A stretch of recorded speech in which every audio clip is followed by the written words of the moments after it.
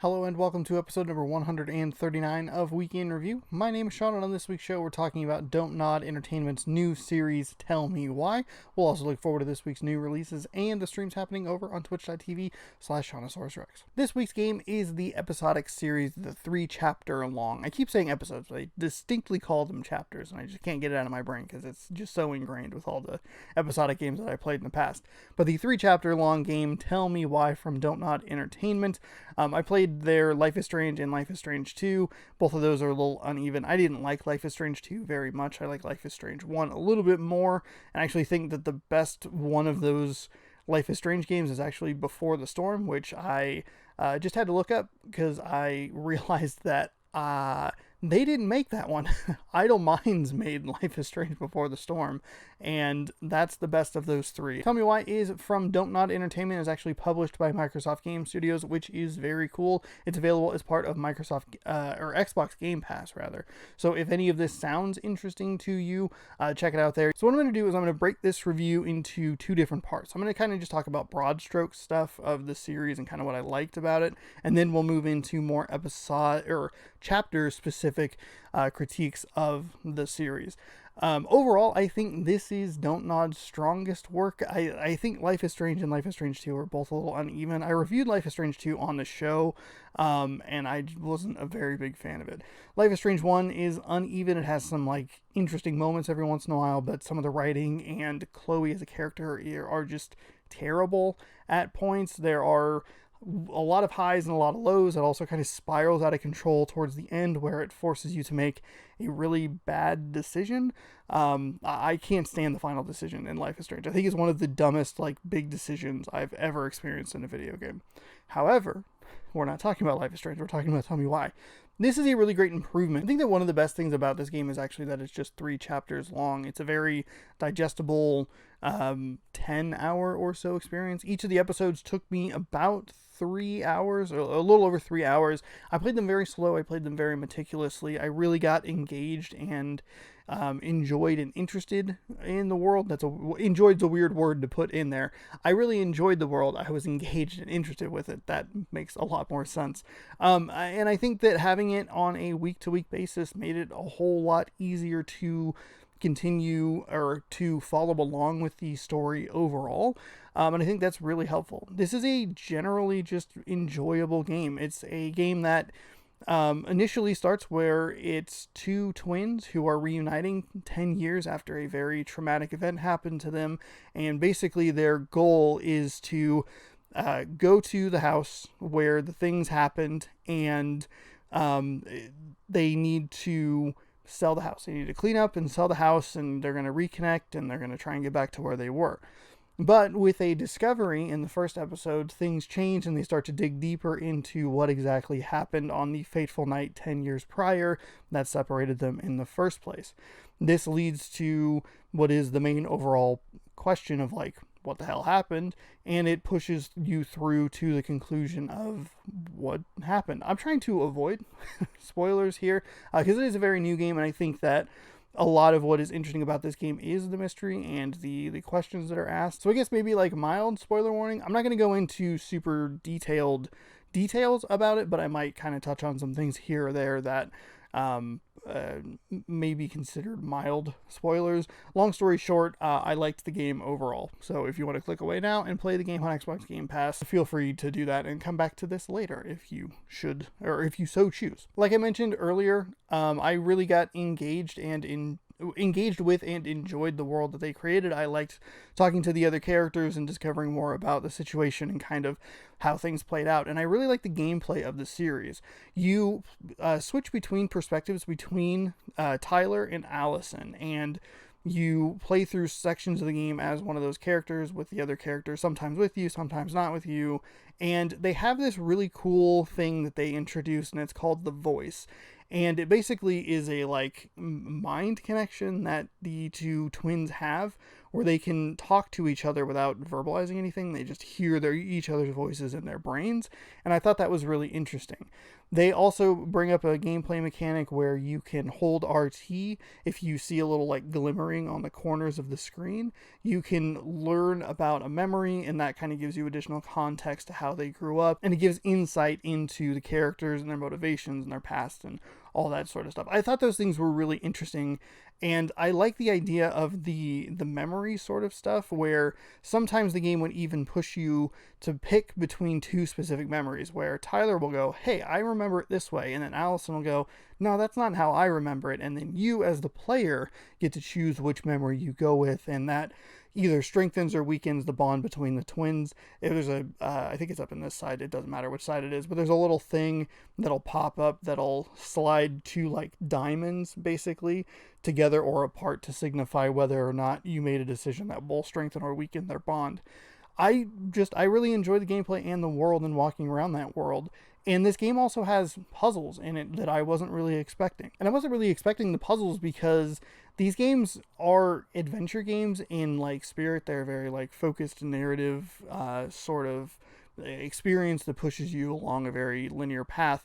And back in 2012, when The Walking Dead, the first season of The Walking Dead from Telltale came out, that is the most adventure gamey those games ever got. I think specifically about episode number 2 of the first season of The Walking Dead, where you have to get someone's attention with a generator, and you have to get somebody away from the barn, removing a piece of it or whatever, but you have to find like 3 other things. You have to find like a wrench, and then you have to turn the power off or something, whatever it is. You have to do a series of events to proceed and go in the story. As Telltale proceeded to move on with their games, they became much less adventure focused, and I don't remember a ton of puzzles in either Life is Strange or Life is Strange 2, at least not like the ones we get in Tell Me Why.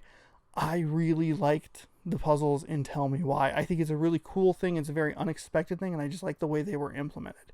Basically, what happens is you have this book. It's called the Book of Trolls, I think. I can't remember, but it's a book that basically the twins and the mom kind of like wrote together, where she would tell them stories and she would copy them down, and there's like a table of contents, and there are all kinds of different stories in there that involve goblins and princesses and bears and all that sort of stuff. And it has a very fairy tale feel to it, and I liked that aspect of it. But what was cool is there's a puzzle in the first episode where you have to read a specific story that corresponds with unlocking a door and solve that puzzle using the clues that are in the story. And I thought that was really neat. I was able to figure it out enough to get 2 of them to where I was pretty sure I was correct, which was nice because the puzzles then felt intuitive. And then I just spun the 3rd one until the game until it unlocked and the game let me push forward. It was a thing that I wasn't really expecting, because these games veered so much more towards just like, we're going to tell you a story, and it's very much more an interactive story rather than like an adventure game, and I thought that was really neat. For as much as I liked the first episode of the introduction and the gameplay of it all, there are a couple things that I didn't like. There's a transphobic plotline that seems to not really add anything to the story. I think as the episodes continue, it makes sense why they put that there, but I feel like what this game does at its best is it focuses on the mystery of the night in question that happened 10 years ago that drove these 2 twins apart. That's what's interesting. That's what the focus should be.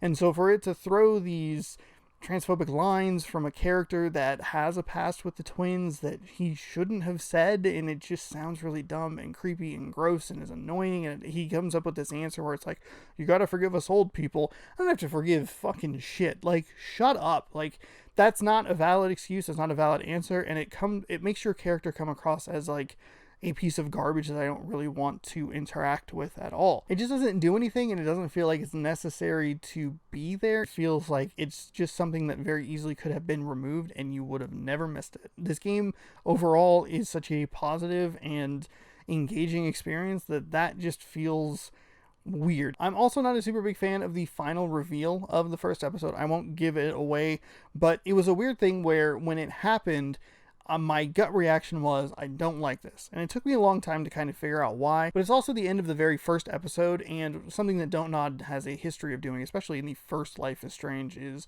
giving you these like shocking moments that make you go like, ah, shit, I like really have to pay attention and like play the next episode as soon as it comes out because I have to find out what's going on. And what I was hoping for is that specific detail would go into the next episode or the following episodes and like be expanded upon or connect in some way that like made sense or made it worthwhile.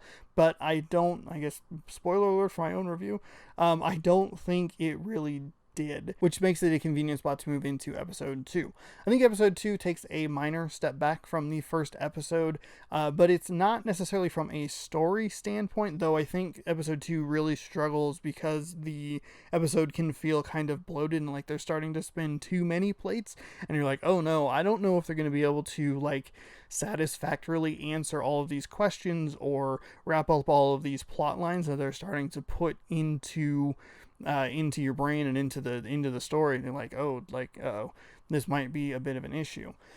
What I specifically did not like about this episode was the puzzle aspect of it, which is interesting because I liked the puzzle aspect so much in episode number 1. I liked the way that they were implemented, and I liked how intuitive they were.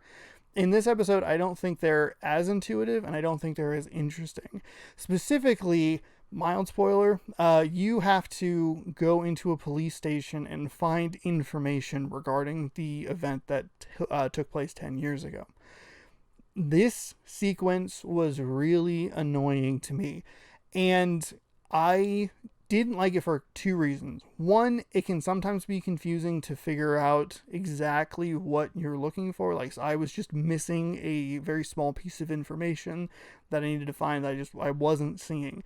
It's also hard for me to remember what I'm looking for, so you're looking for stuff that has letters and numbers in it, and that made it really difficult for me to I'm like G15R4, I think is what I'm looking for, but it's like G13R7, and everything's jumbled and nothing is in the correct place, and so that makes it difficult. So you're looking at lines of text that have part of it blocked out, so you only need to remember the first part of it, but I was remembering the wrong part of it, and it was really infuriating. But at the same time, I was wearing headphones, so there was this very intense pounding music going on in my head that actually became annoying after a while, because the game makes you think that you have a time limit when in fact, spoiler alert, you don't. And so it feels unnecessary to put you under that pressure. And to be fair, it did a good job, and the music really hit the note where I was like, God, I gotta go, I gotta find what I'm looking for, I have to do this thing, I need to do it now, I need to go, even though you don't really have to, and that felt kind of just weird. As soon as you find the information you need to find, then the story proceeds. And I took my headphones off at one point where I was like, I can't listen to this, it's driving me nuts, it's pounding in my ears, and it's making me frustrated in a weird way. I wasn't a super big fan of that sequence. I thought it was too long, but 2, I just didn't like the design of it, and because you're trying to read things, you're more inclined to miss information like I was. The other puzzle that I didn't really like in this one was actually weirdly related to the Book of Goblins, which I enjoyed so much in the first episode. But in the first episode, like I was talking about, you read the story and you put the clues together. And there's even a puzzle in the second episode a little bit earlier where you read a story and it corresponds to the puzzle you're trying to solve. This one, I thought, oh, okay, this is going to naturally go in the same direction. There hasn't been any other type of puzzle regarding the Book of Goblins that actually, or is different than reading the story. So you have to figure out a combination of 3 numbers. And so I read the story and I was like, this doesn't make any sense. I don't understand. I'm not seeing enough numbers here. I'm seeing there's a 1 here and there's nothing really else. I'm looking for actual numbers, numerical numbers, and I'm looking for them spelled out 3, 7, 9, that sort of stuff, and I just can't find it. It turns out that I'm looking in the wrong spot because they're actually just on the page themselves. which is odd. One of the cool things that this game does is you can hit down on the D-pad and you can just read the text in like a very plain font, or you can try and read it directly off the page. Because I had been reading everything with hitting down, I immediately just did that. When you do that, it grays the screen and you don't see the actual page or thing that you're looking at in the Book of Goblins. If you're looking at like a document or something, it'll pop it in the top left-hand corner of your screen. But when you do that, you don't see the pages you're looking at. So I wasn't even looking at the solution. I didn't even see it until someone put it in the chat and was like, I think it's this. And I went, how did you even see that? And then they put in the answer. And I went, okay, well, I see this and I see this, but I still didn't see like a third of it. And it was really weird. It was very frustrating because I thought I knew I thought I was doing what the game had taught me to do. And then it went, no, we're going to do it this other way. But other than that, the episode is very good. I like the story stuff, even though it does kind of feel big and a little unwieldy in spots.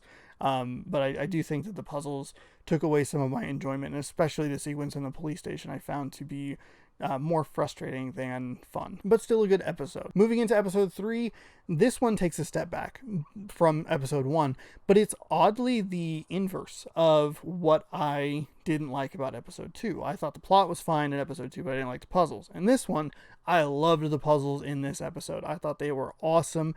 I love the final room that you go into and how it like all connects together, and the way you get pieces of history and the past and start to piece things all together. I loved the way that was done. I thought it was the best like structured puzzle in the entire game. It was fantastic. I loved doing it. You use the Book of Goblins, you'd bouncing around the room. It's all really cool. My one minor complaint, and this is like the minorest of minor complaints, is that sometimes the character that you're not playing as gives you the answer to what you're looking for a little bit too quickly, which is odd considering that the one puzzle that I couldn't figure out in episode 2 I just never saw. But in this one, it'll direct you a little bit too fast. The reason it's such a minor complaint is I actually kind of like that they go, oh, here's this thing that changed. I'm going to point this out to you so you know what you're looking for. But at the same time, it's like, oh, you're not even giving me a chance to explore this area and kind of figure out what I'm missing. Maybe if they put that on a little bit longer of a timer, of like you have like a hidden 2-minute timer and then the character dialogue will kick in.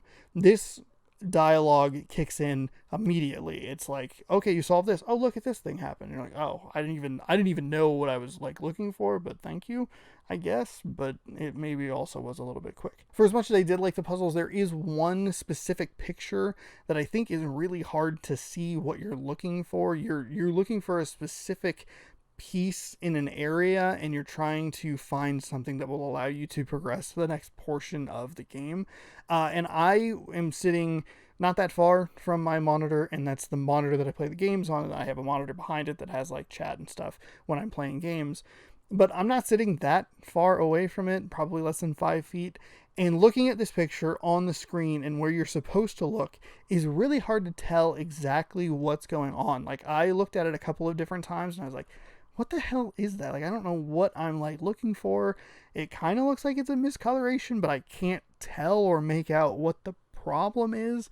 I was able to figure it out by kind of just going in the general vicinity of it. I wouldn't be surprised if a lot of people had trouble figuring that one out, because it's a really small difference that you're looking for, and I think that the thing that you're looking for is just hard to make out what exactly is going on. But the other puzzles in this episode are great. Where this episode really struggles is in its pacing. I mentioned that I've played this game very meticulously, and I really like wrapped myself up in the world. If I didn't mention that, whoops. But I played the game very slowly, and I really enjoyed my time in the world, and I like talking to the characters and looking at things and having like the full extent of conversations and all that sort of stuff. That being said, there is a half of this episode that doesn't push the narrative forward at all. Tyler definitely gets to a point where he becomes like frustrating to deal with because he just doesn't care about his twin sister's feelings. He's like, I need the answers. And she's like, look, I want to walk away from this. Like, I'm good. And he's like, no, I need you. And then things happen. he becomes a little bit frustrating towards the end of episode 2, and the first half of episode 3, just nothing happens. You play as Allison for a large chunk of it. I liked the way this episode started and the way it revealed information that links back to the very first part of the first episode. But aside from that, it's just a lot of talking and a lot of meandering around and conversations that don't really go anywhere. And it does a weird thing where the characters have really weird shifts in mood, where you're playing as Allison and you make like a heartbreaking, heartfelt, teary, emotional confession, and then the camera cuts and she's like, all right, cool, let's go. She's like sobbing 1 second and then bam, we're good. And it is so jarring and weird. And I think it's just an inherent problem with these dialogue branched options, where the same sequence is probably going to happen regardless of the answer you give. So it kind of has to go that way either way. It can't really show like a time lapse or anything, but it's so weird. But not only does it do that with the characters, it does that with the plot as a whole, where it's a very slow first half. And then all of a sudden, once you get out of the final room, everything comes together as far as the plot is concerned. And I think it misses some stuff. I don't think it satisfactorily answers all of the questions or plot lines that it poses. It hits the big notes home, but I don't necessarily agree with them in some aspects. Like, it was a thing where it just goes. You walk out, you hit a certain point, and it's just like answer, and you're like kind of like, oh, what is all this information doing? And as I was dissecting it after I was done playing the game, I was like, I don't know if I really like the way this went. I definitely don't like the end of the first episode's reveal, and I definitely I disagree with that. However, it kind of gives you some extra information, but I don't know if I agree with that aspect of it either. It's kind of weird. Basically, what it boils down to is you have to make a decision between two specific paths, and one path made more sense to me than the other. And even thinking about it while I was playing it, and even afterwards, I was like, I don't think they ever really made much of a case for me to pick the other way. I think you can go back and maybe tweak some things here or there to maybe push it in that direction. But for me, it made way more sense to pick the option that I picked and just go with that, because I think the pieces line up a little bit more than the other option. So I think Don't Nod does kind of struggle with the like big final decision. After the ending I picked, it gives you a nice little epilogue and it ties up some of the loose ends, and it gives everybody their finale. It's a well done series overall. I liked what it did for the most part. I don't think it answers all the questions satisfactorily. I think it has some plot holes that leave some things unanswered, or some things don't really make a whole lot of sense, but I enjoyed my time with it. I really loved the puzzle aspect for the most part. I thought the Book of Goblins was really cool. I loved the characters. The setting was awesome. Shout out to Michael. I didn't talk about him at all, but he was a great character. It felt like a really good series overall. I think having it release every single week was a great help to kind of keep you engaged in the story, even if sometimes, even when I played it like in like a 6-day span, I was kind of forgetting some like plot elements, and I was like, oh wait, I think they forgot this, and it has some issues with it, but I think it's a really great game. It has some stumbling blocks here and there, but it is well worth playing through. It doesn't take very long. It takes like maybe like 11 hours or so, and if you play it faster than me, you could probably cut that down to like 8 hours. It's well worth checking out, and I really enjoyed overall, I really enjoyed my time with Tell Me Why. Finally, on this week's show, we'll take a look at this week's new releases. It's a very small pool of things to pick from. I've just given up on looking for things that are coming out in theaters or streaming, because that is inconsistent at best. But there is one movie coming out, and it's a 4K re-release of Whiplash, which is a fantastic movie. J.K. Simmons won an Oscar for Best Supporting Actor. It's about a drummer who gets pushed by his teacher. It's very, very good. Only one game of any real consequence for me this week, and that's called Going Under. This is a kind of weird satirical game about like Silicon Valley failed startups or something. It has like an interesting art style, and I think it looks pretty cool. There's a lot of other like smaller games coming out. I know Mafia Definitive Edition is coming out. We also have Halo 3 ODST joining the Master Chief Collection on PC, and then the Firefight mode is coming to both PC and console for the Master Chief Collection. Other than that, there wasn't a ton of interesting stuff, and even a couple of the games that I did look at didn't look all that interesting to me. But I would like to point out one game that I just missed last week somehow, because I kind of forgot that it was coming out, even though I had pre-ordered a copy, and that was Super Mario 3D All-Stars. It came out on the Switch, got a very short notice. It came out on the 18th of September, and it got announced in like mid-August-ish. So it was kind of one of those things that was like, cool, it's coming out, I'm gonna go get it. I put the like $5 down, pre-ordered it, and then picked it up on Friday. But between those two events, I forgot it existed, and even a couple of times in the week like leading up to it, I was like, oh, I forgot to put that on the list, and then, oh shoot, that's right, that's coming out. And for the 35th anniversary, they're putting out this 3D collection, which contains Super Mario 64, Super Mario Sunshine, two games that I dearly love. I adore Sunshine. I think it's really great. I'm looking forward to going back and playing that one the most. And then it also contains Super Mario Galaxy, which, because I never owned a Wii, I never played. So that would be a fresh experience for me. But I also just don't know when I'm really going to get to this collection. It's kind of weird because Nintendo put it out and was like, hey, it's only available till March 31st. I figured I would pick it up and just be like, cool, it'll sit on my shelf or hang out until I am ready to get to it, but at least I have my copy. You can also buy it digitally, because it's hard to come by with the physical version is hard to come by. Speaking of games that I'll actually be playing, I'll be streaming on Wednesday. I don't know exactly what, might be kind of weird, random, odd game. Who knows what's going to happen that day. And then on Saturday, we'll be finishing up September Mascot Madness number 2. We'll be crowning our champion. That's going to contain the Elite 8, Final 4, third place game, and the finals. So we have 8 more games to go and one final 4-hour chunk. So come by and hang out for that if that sounds good. Thank you so much for watching this week's episode of Week in Review. If you like the content, you can scroll on down and hit that subscribe button, and then go ahead and ring the bell as well so you know when I post new videos.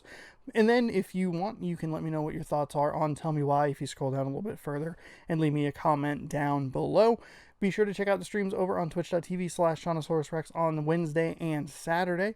And then check back right here every Tuesday for more Week in Review. We'll see you next week.